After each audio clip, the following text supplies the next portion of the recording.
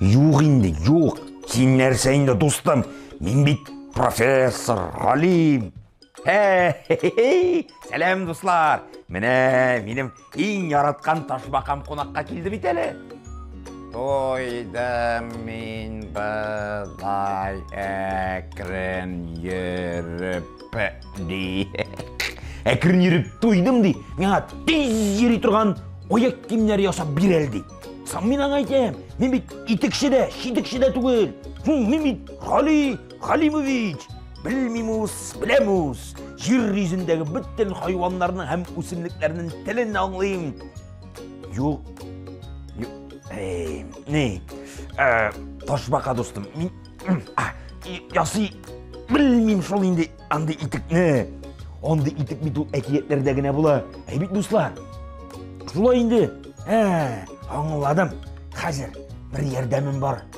Достар, әйдегіз аяқ киімдері турында видео қарайық, емі? Сенде қора.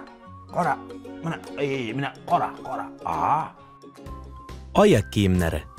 Мотор сандалилар, оңайлы кроссовкилар, жылы киіз итіклер, су үткәрмей тұрған ботылар. Бір сөз білән біз оларны аяқ киімдері деп атыйбыз. Аяқ киімдері бізні ұшлы ташлардан, іссі құмнан, қардан һәм бұздан, судан һәм пішірақтан сақлай. Ең бірінші аяқ киімдері 5 миллион ел элек барлыққа келген. Оларның табаны қалын хайуан терісінен ясалған, үскөліші өсімлік сабақларынан үрілген. Соңырақ аяқ киімдерін толысынша хайуан терісінен ясый башлаганнар. Оларның үскөліші ташлар белән бизелгән. Біраздан аяқны толысынша қаплый тұрған башмаклар, итіклер барлыққа келген.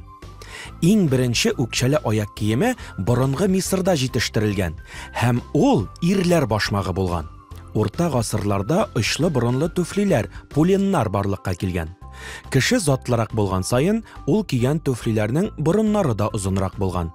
Қайбір кішілерге түфли башларын хәтті бау білән тізләріне бәйлеп қоярға туры келген. 17-18 ғасырларда биік өкшелі аяқ киімі жетіштірілген. Өкшелер 30 сантиметрға жеткен. Сен білесіңмі, мұндай аяқ киімін қысқа бойлы Франция патшасы Людовик 14-ші модаға кірткен. Байлар үшін қиммәтлі ташлар белән бизелгән махсус аяқ киеме тегелгән.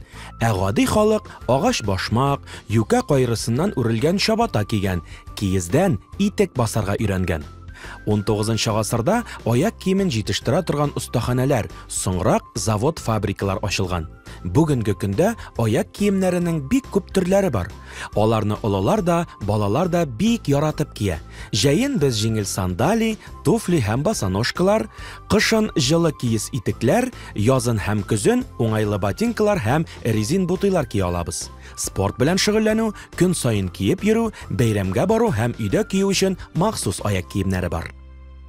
Аяқ киемнәре ни кадәр генә җылы һәм уңайлы булмасын, достым, син дә игътибар белән тыңла. Табиблар менә жылы җәй көннәрендә, жылы җәй, кашан килер икән ул? Жылы җәй көннәрендә ялан аяк йөрергә киңәш итә.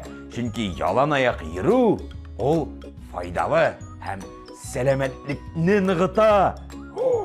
Сәламәтлекне ныгыта бит, достым. Шуңа күрә син ялан аяк кына йөреп тор инде, яме? Әйе, шулай. Кыш көннәрендә инде киез итекләрне бер нәрсәдә алыштырмый.